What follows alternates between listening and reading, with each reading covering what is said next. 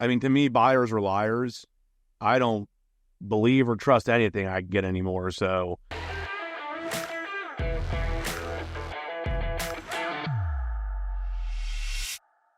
Hey there, everyone. Dave Barlow here with Sell for 1%. We got Jay DeBomb, Jay Marinsky, and we have our term of the week. Week.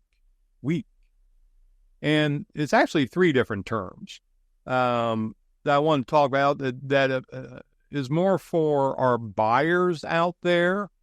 And the terms are pre-approval, pre-qualification, and commitment letter.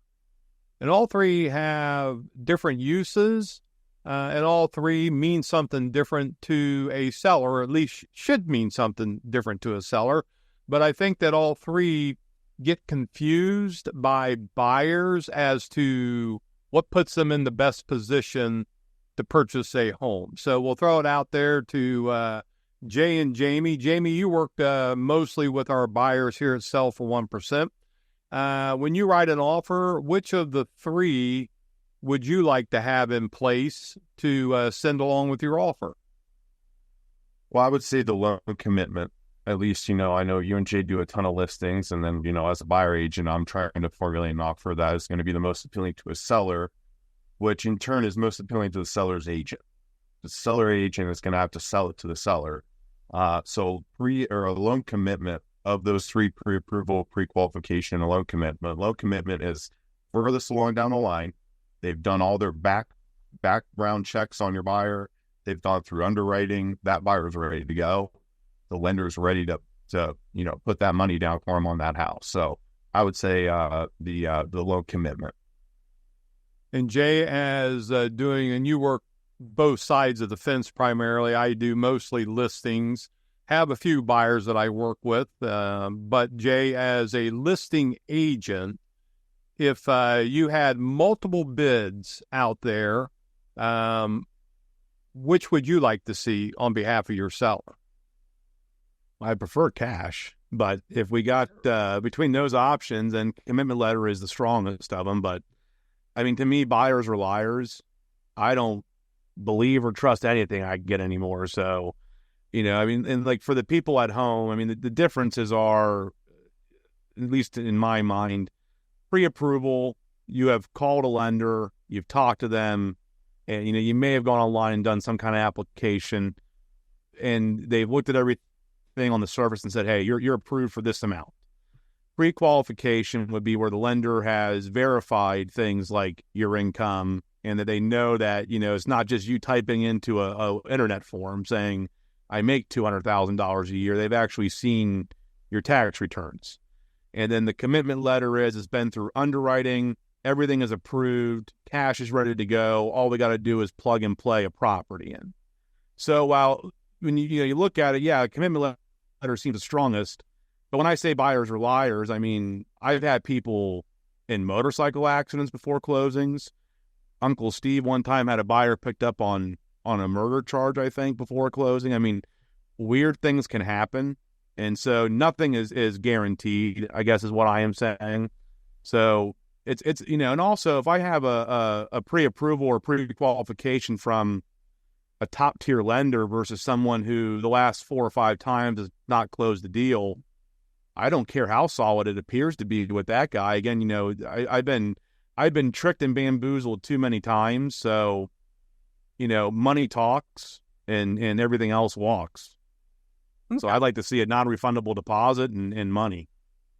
Well, for the buyers out there, you're going to have the opportunity to do a couple, 3 different things. I've always felt like pre-qualification letter is the one where they just the tertiary desktop underwriting, Arga glass. Make your application today, and I'll have you a letter, half hour later.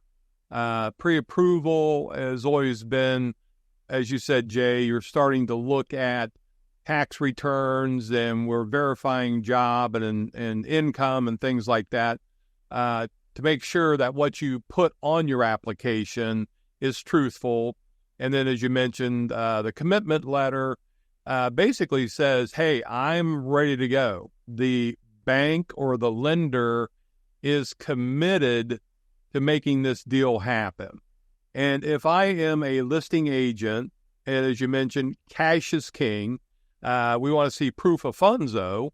But if you are in a bidding war and you have a commitment letter, that tells me that you are so far out in front of the other guys that you're ready to go, that you've crossed your T's and dotted your I's and have jumped through the hoops that the lender is required.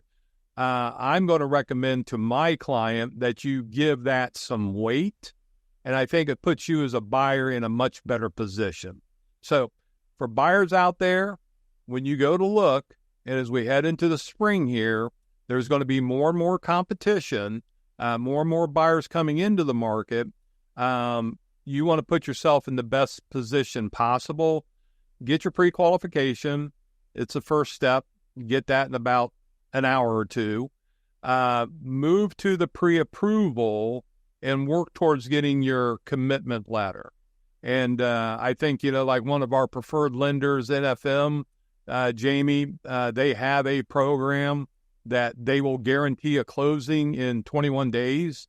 15 days. 15 days. Okay. Quick as cash, Jay. Quick as cash. Is that what it's called?